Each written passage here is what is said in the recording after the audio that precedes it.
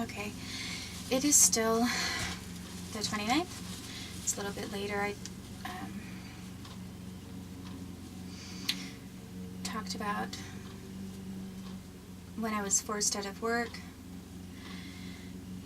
while being pregnant with Chris Dabney's child, and Chris Dabney's connection to Mark, to Mark, who was the truck driver that showed up after I had called the FBI in New Mexico.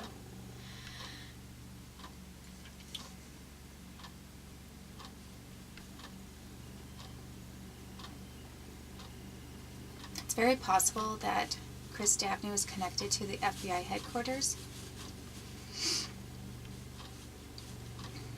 and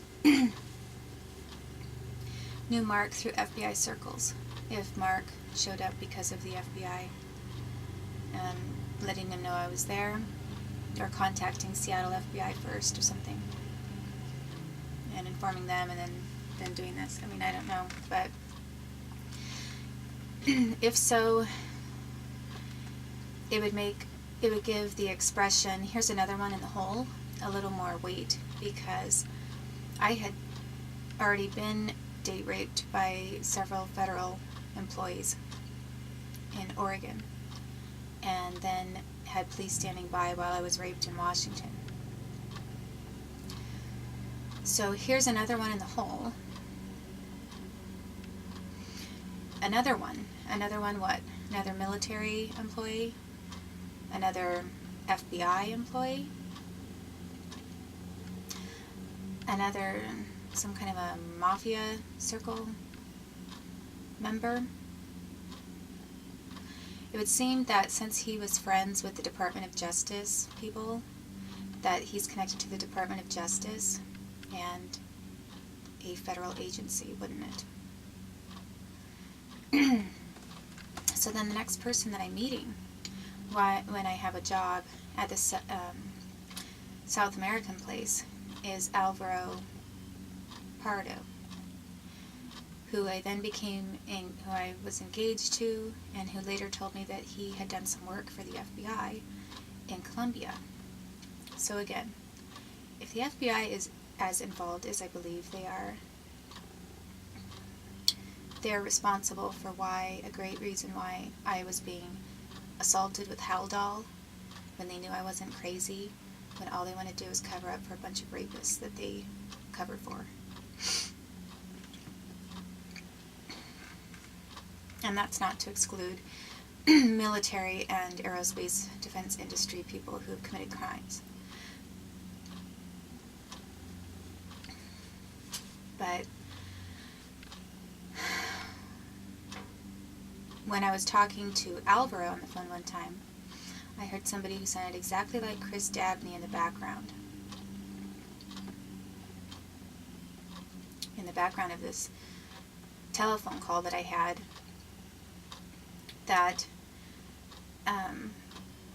well, actually I wasn't talking to Alvaro. I was living with Alvaro in a house with a Colombian woman, and then I took a phone call from this man who tried to set me up for marriage fraud. He wanted me to go to jail for a long time.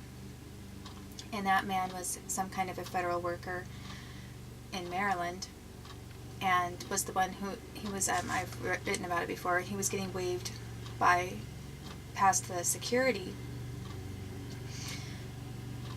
without having to be scanned, under that security thing by the guards. Probably he was getting waived past it because he had a gun on him. Because if he had gone through that security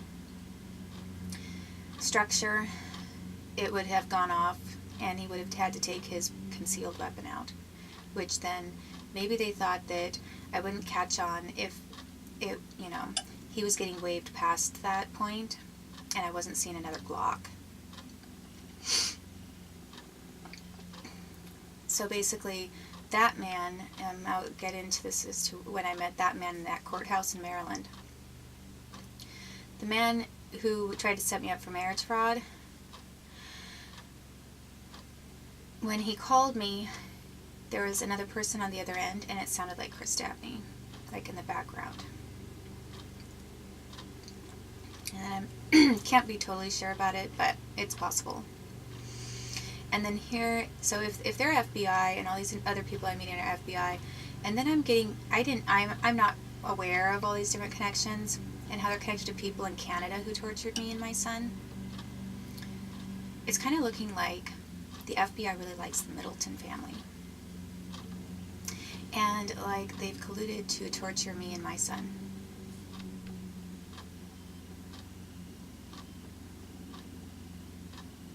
And the Department of Justice is pretty much looking like they're just as involved.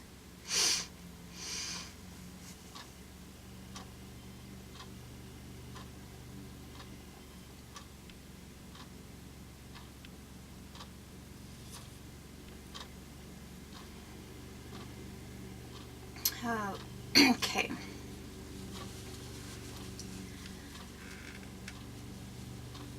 So when I am, I think that if the torture then stopped against me and my son when I was with Alvaro, who worked with the FBI when he was in Colombia, there's a very good chance that the reason it quit is because the FBI assumed that with all of their long string of crimes committed against me, they felt pretty confident that, well, if they couldn't set me up for marriage fraud and maybe I married Alvaro, I mean, who knows what they had planned next? I mean, what were their plans? They didn't torture me while I was with him because why? Because he was their informant? Or because they felt safer with him being next to me, and like their own liability was diminished.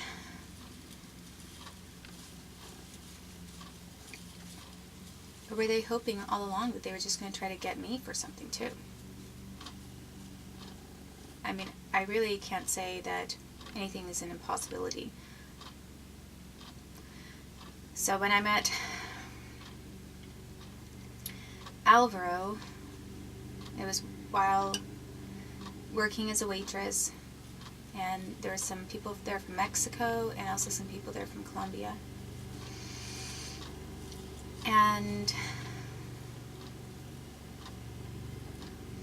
I did a good job. I was very cheerful and tried to make most of my customers, or the people who came into a restaurant, I tried to make them laugh, or I enjoyed laughing. I tried to put aside while I was at work. Nobody would have ever known all these horrible things had been done to me, or that what was going on with my son was actually going on. I don't think anyone would have had any clue, because I was able to put my personal life into one section and attend to business as if nothing was happening at all. So I was very good at doing my job and not letting my personal life get in the way of that. And for all of the talent I think that I have, which it's not unique to me, many people have these talents, but with all of the capabilities I have, it's really crazy that these horrible things have been done to me, so that I'm basically stuck in one place, not moving forward at all. I mean, I'm not sure. I think that what the FBI thought would be great is if maybe I'm not going to marry Alvaro, I could learn how to play cards and then go to Las Vegas, and then maybe I could be a legal prostitute there, and then that would be really great for them, because then they could legally send all of their FBI workers and people to me, and it would be legal, and they would maybe really make me look like a prostitute. I mean, why else would somebody be trying to then direct me towards Las Vegas or bringing that up? If I don't marry Alvaro, then maybe Las Vegas is my next step, because I wasn't going to be a dancing girl or a showgirl. I guess there are many different kinds of jobs you could have, but the kind of thing that the federal government had been doing with me is incapacitating me and raping me, stealing my son from me and trying to program him and hypnotize him.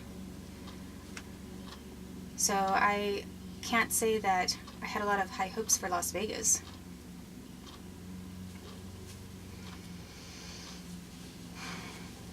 Yay, go FBI. Sorry, a little bit of sarcasm there because it's long overdue. So after I met Alvaro,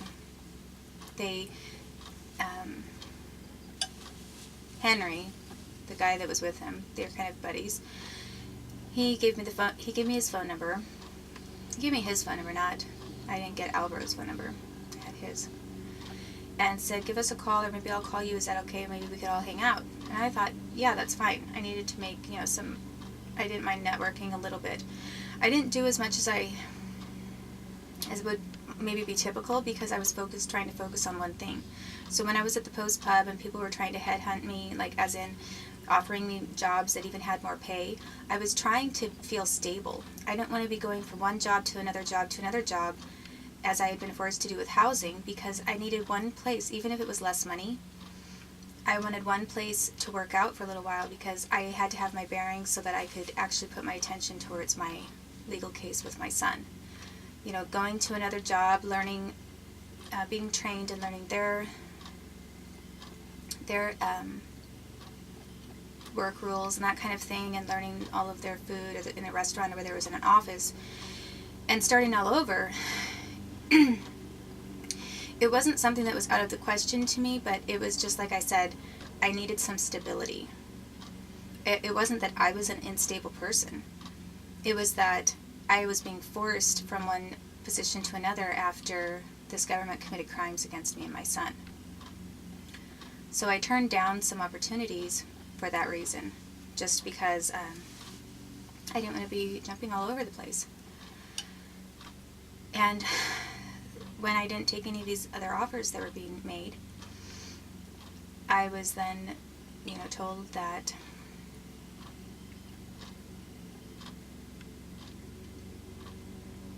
I was being fired.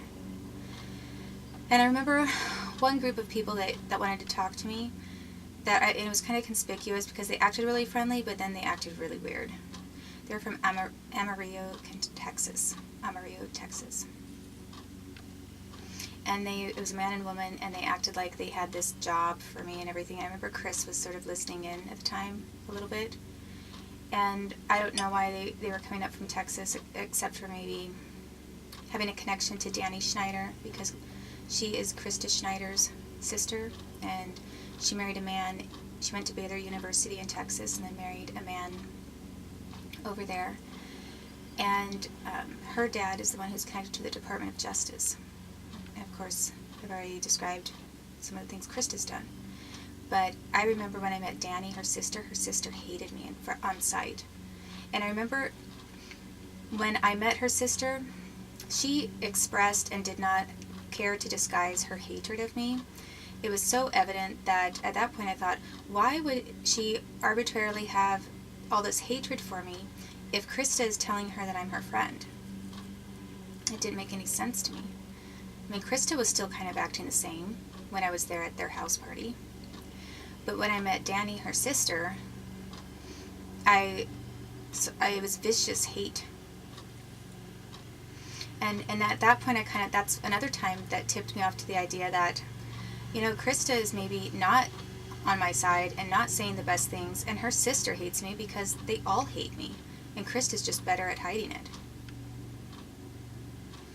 But that woman, Danny, she had been living in Texas, and then she was there in Oregon for this house party, and then she went back to Texas.